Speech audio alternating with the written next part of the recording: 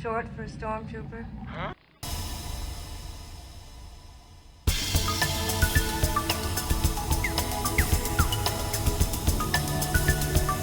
What's up, my friends? It is Stormy, of course, and welcome back to another video. So, there has been an awakening. Have you felt it? Those were some of the first words we ever heard coming from The Force Awakens. And right away, immediately, we knew that they were important. We knew that they meant something.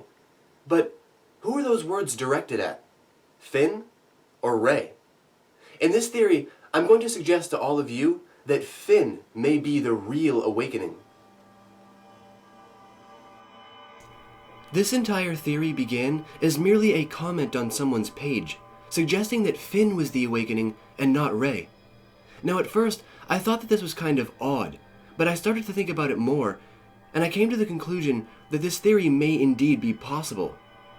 Rey was always the given choice. She is the main character of the film after all, and something did definitely wake up inside of her that she cannot understand. But when you think about it, Finn was the one who woke up first. Snoke's famous line was uttered long before Rey had her awakening, and how could Snoke sense some random girl all the way across the galaxy? It actually makes more sense that Snoke would sense someone awakening from inside his own ranks, from inside the First Order. This is also why he asked Kylo Ren if he had felt it, because indeed Kylo has. That's why he looked so strangely at Finn. He sensed him on the battlefield. He knew something was wrong and needed to be eliminated. For the first time, in perhaps the entire history of the First Order, a stormtrooper had woken up. And this was one of the worst, most devastating things that could possibly happen.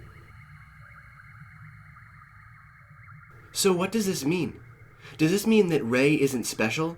No, of course not. It simply means that Rey is also special. Rey is going through a period of transformation that she doesn't understand, and because of that, the Force guided them both together. Another theory that's been floating around for a little while is that Finn needed to meet Rey because he was awake, and because of that energy, or whatever you want to call it, he acted almost as a catalyst for her, the spark to ignite her flame. So in a sense, one would not be complete without the other.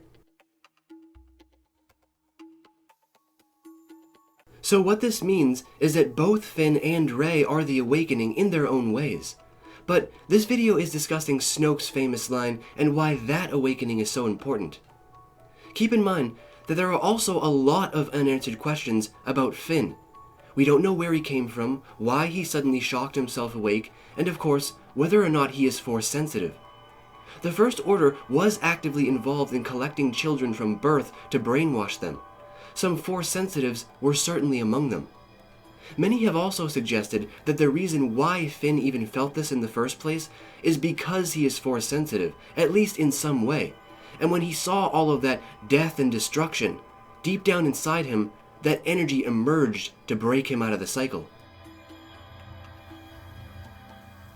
As for the future, it means that Finn could end up being a far more important character, a far greater asset than we had first thought. Not only could he be responsible for Rey's awakening, but he could also become an extremely powerful soldier. Also, Rey and Finn could fight best together as a team. Maybe one will complement the other. Regardless, I don't think Rey and Finn will spend too much time apart. I think the Force will once again guide them together. And perhaps by the end of Episode 8, or maybe halfway through, Finn may be thinking about or asked to join Luke's New Order, whatever that may be, and become just like Rey.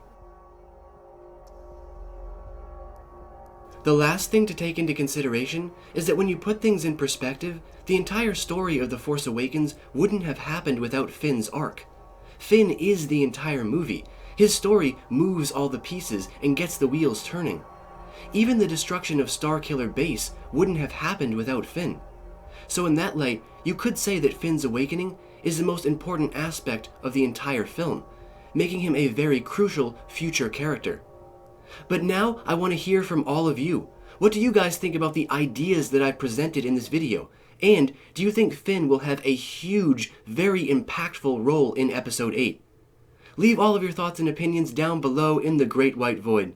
And as always, until next we meet, stay in a galaxy far, far away.